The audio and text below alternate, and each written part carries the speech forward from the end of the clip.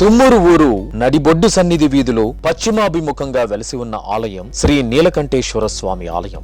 వినాయకుడు, సుబ్రహ్మణ్యేశ్వర స్వామి ఇరువైపులా ముఖమండపంలో కొలువుతీరి ఉండగా జగన్మాత పార్వతీదేవి సమేతంగా నీలకంఠేశ్వర స్వామి ఇక్కడ కొలువుతీరి ఉన్నారు. రుద్రం పశుపతిం స్థానం నీలకంఠం ఉమాపతిం నమామి శిరసా దేవం కిం నో మృత్యు కరిష్యతి.